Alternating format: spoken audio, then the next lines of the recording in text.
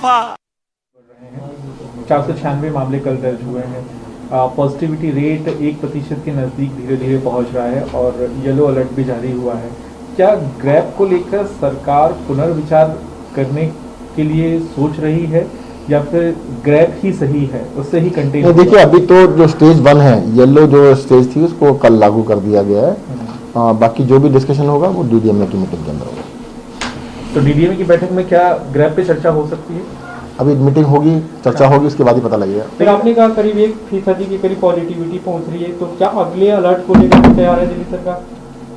क्योंकि लगातार 2 दिन अगर 1% रहा तो वो अलर्ट आपको देखिएगा, 2 दिन 0.5 से ऊपर रहा था, 2 दिन 0.5 से ऊपर रहा, तो फर्स्ट स्टेज पे कर दिया गया। अभी हो सकता है नीचे आ जाए, जरूरी नहीं है कि 1 से ऊपर ही रहे।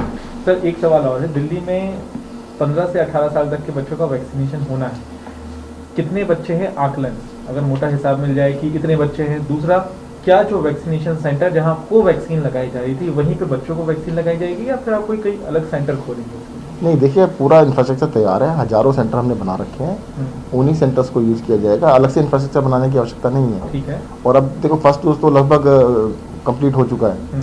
सेकेंड डोज वाले लोग अपने जब नंबर आता है तभी आते हैं। तो अब जो फर्स्ट डोज लगवाने के लिए आएंगे वो जो यंग बच्चे हैं 15 से 18 वाले, वही आएंगे। सर, उनकी संख्या कितनी?